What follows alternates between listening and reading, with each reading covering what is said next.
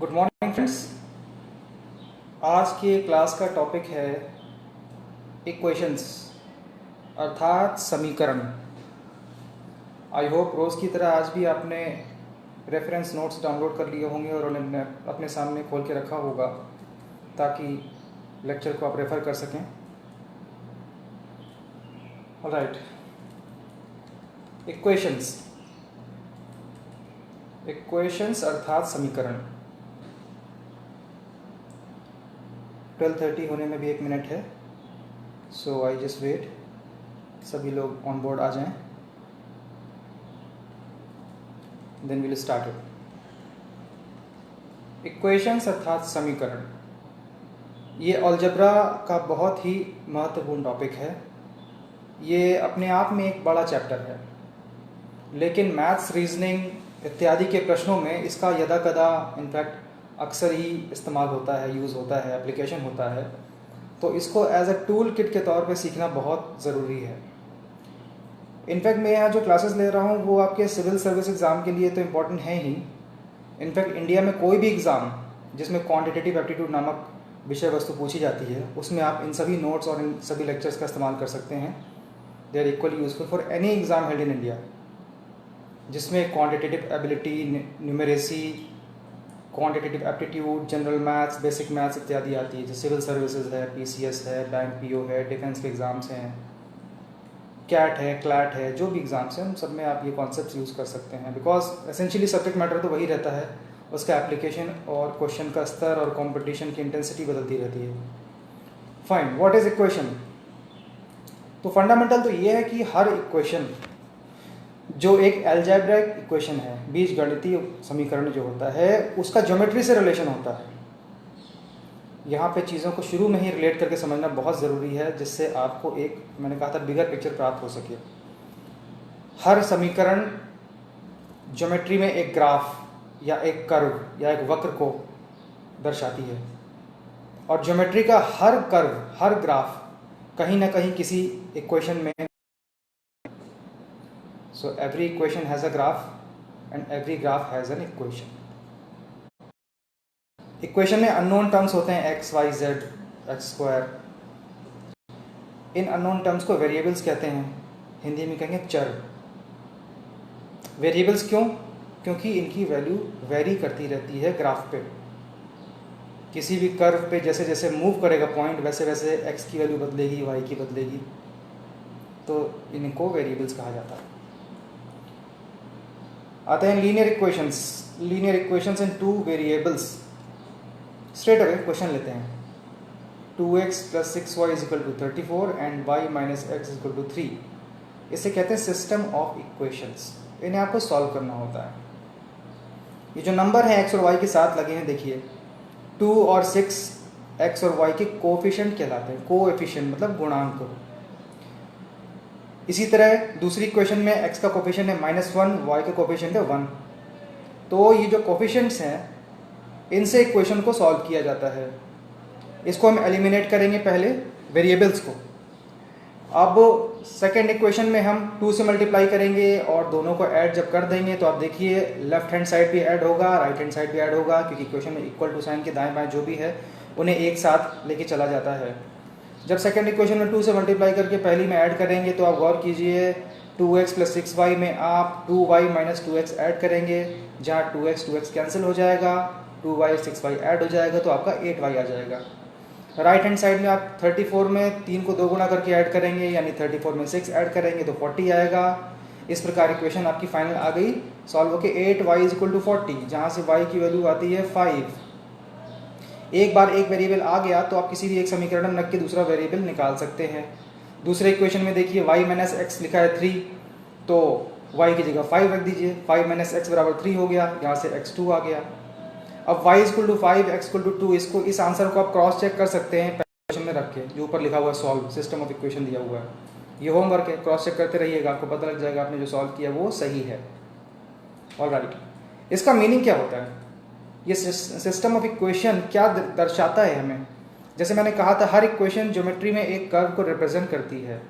उसी प्रकार ये जो लीनियर इक्वेशन है, रैखिक समीकरण, 2 चरों वाली रैखिक समीकरण, ये कोऑर्डिनेट प्लेन पे यानी कोऑर्डिनेट ज्योमेट्री में दो सरल रेखाओं को दर्शाती है। दो सरल रेखाएं जो एक ऐसे पॉइंट पे एक दूसरे को काटती हैं, इंटरसेक्ट करती हैं या प्रतिच्छेद करती हैं जहाँ पे x का वैल्यू 2 है, y का वैल्यू 5 है। इससे अधिक डिटेल्स में हम नहीं जाएंगे इसमें। राइट, ये इसका मीनिंग हो गया। दूसरा उदाहरण लेते हैं।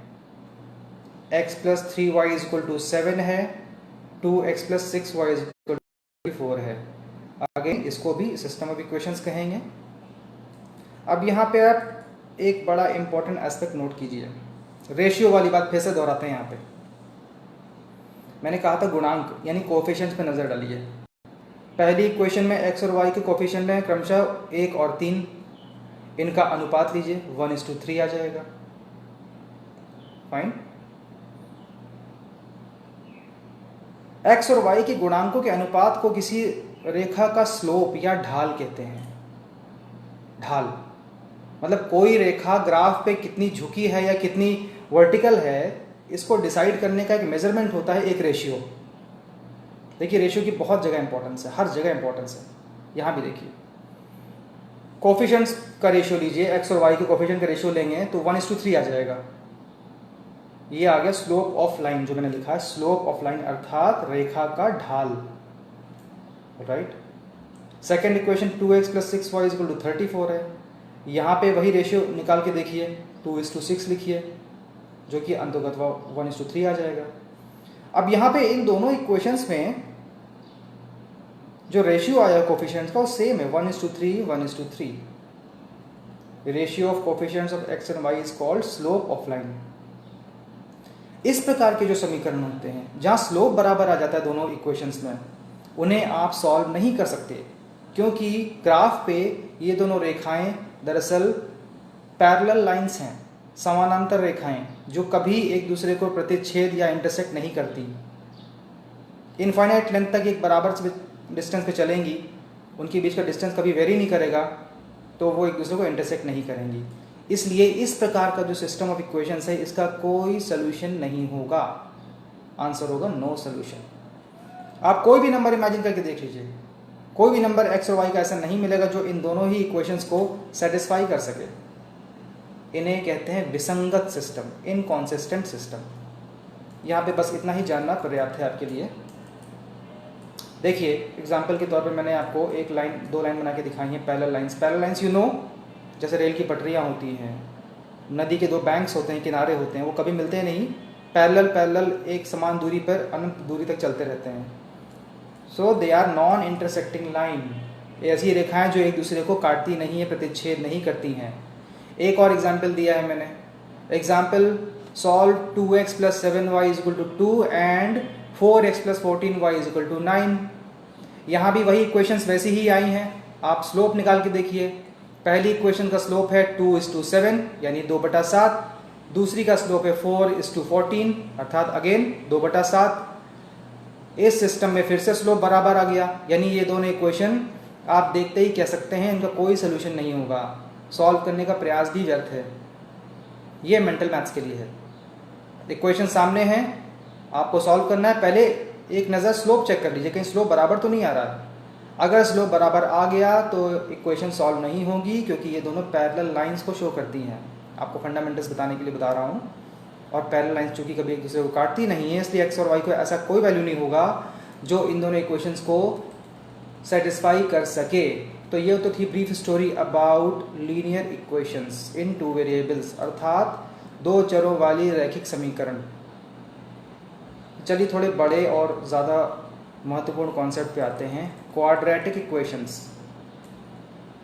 क्वाड्रेटिक द्विघात समीकरण, इसमें वेरिएबल तो एक ही होता है x, और इसका प्रारूप कुछ इस तरह से होता है ax² + bx + c is equal to 0,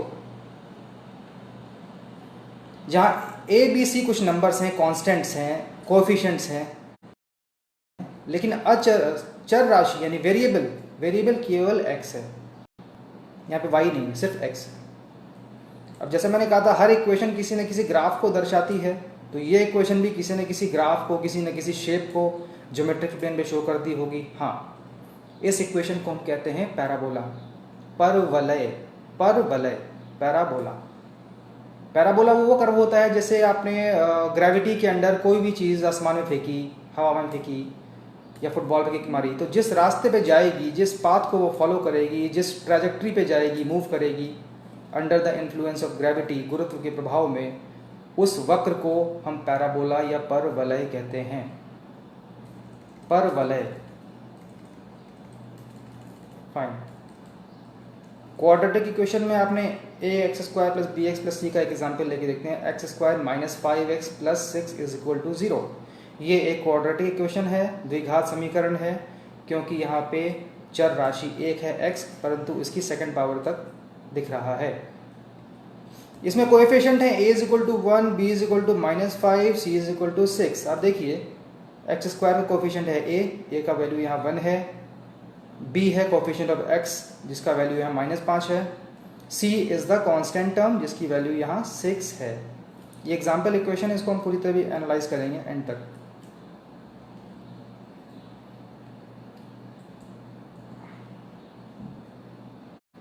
Quadratic equation has two solutions or one solution or no solution। एक द्विघात समीकरण का या तो एक सोल्यूशन होगा या दो सॉल्यूशंस होंगे या कोई सोल्यूशन नहीं होगा। इस एग्जाम्पल में आंसर है x इक्वल टू 2 and 3। ये आपका होमवर्क है, आप करके देखिए। x की जगह 2 रखिए और फिर 3 रखिए, दोनों ही दशाओं में 0 आएगा।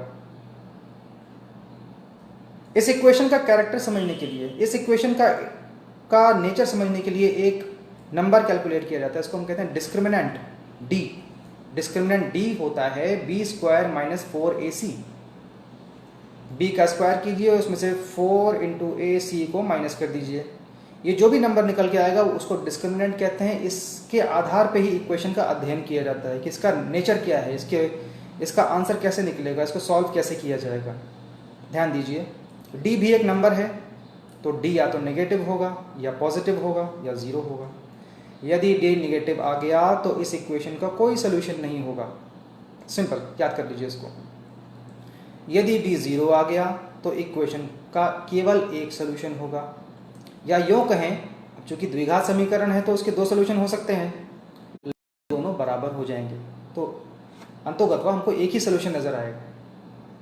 हाँ, अगर d पॉजिटिव हो गया तो this equation has two different solutions, यानी ऐसी दो संख्याएं निकल के आएंगी जो इस समीकरण को संतुष्ट करेंगी, जिसे हम p और q कह सकते हैं। Say x equal to p and x equal to q are two solutions. तो सबसे इंपॉर्टेंट है, सबसे पहले आपको देखना है d का नेचर क्या है। d निकालिए, b स्क्वायर माइनस 4ac, बहुत आसान है। b का स्क्वायर किया, a और c को 4 से मल्टीप्लाई किया और माइनस कर दिया। उसके आधार पे हम आगे बढ़ेंगे।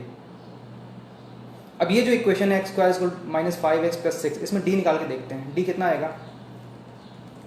b है -5 तो b स्क्वायर हो गया 25, a है 1, c है 6 तो a इंटू सी हो गया 6, 4ac हो गया 24, b स्क्वायर माइनस 4ac बराबर 25 माइनस 24 1 आ गया। d 1 का मतलब d पॉजिटिव है, अर्थात इस इक्वेशन के दो सोल्यूशन होंगे। जैसे मैंने पहले कहा था, इसके दो सोल्यूशन हैं भी, 2 और 3। आप रख के देख लीजिए। अगला उदाहरण लेते हैं, x square minus 4x plus 3। पहला काम करते हैं, d निकालते हैं। इसका d आप निकालिएगा तो -4 स्क्वायर -4 इंटू 3 इंटू 1। ये मेंटल मैथ्स के अब लेवल आ जाना चाहिए। ये पॉजिटिव आ जाएगा, d4 आ रहा है यहाँ पे, अर्थात इस समीकरण के दो सॉल्यूशन होंगे। अगला क्वेश्चन, अगला एग्जाम्पल है x square plus x plus 1।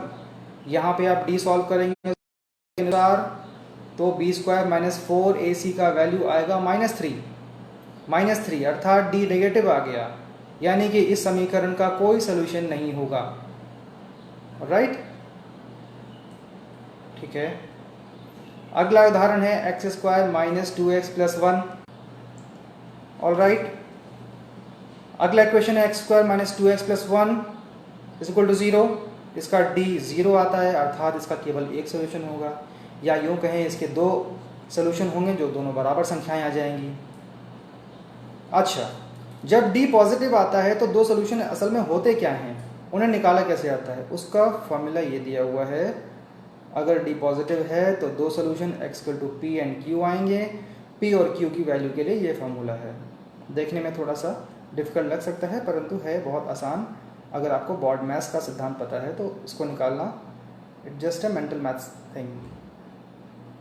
Minus b plus square root d divided by 2a and minus b minus square root d divided by 2a।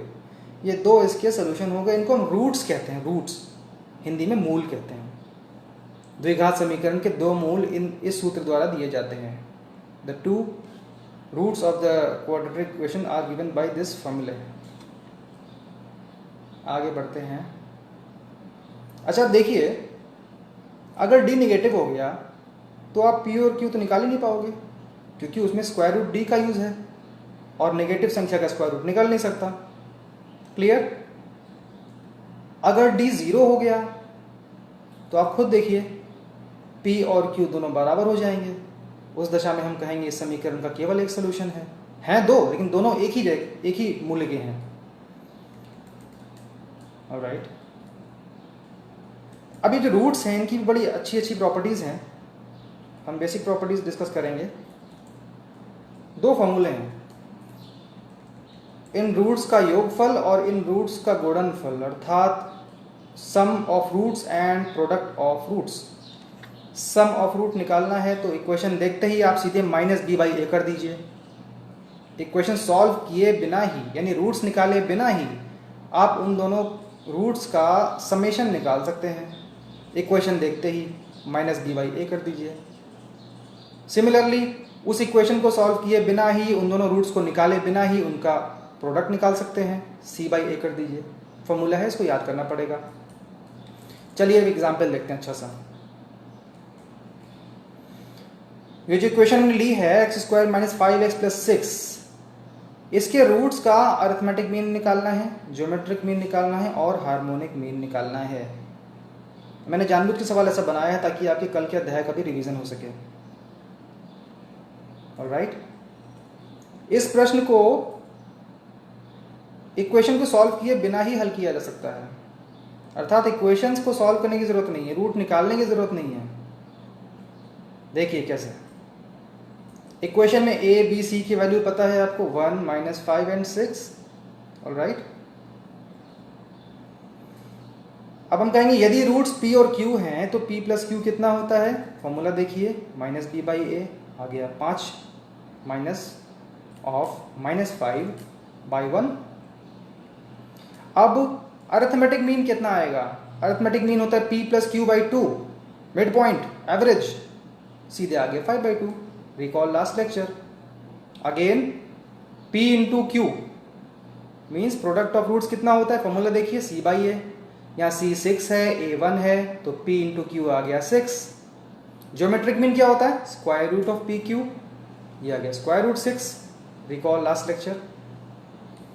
am निकाल लिया, gm निकाल लिया, दो संख्याओं का केस है तो hm कैसे निकालोगे।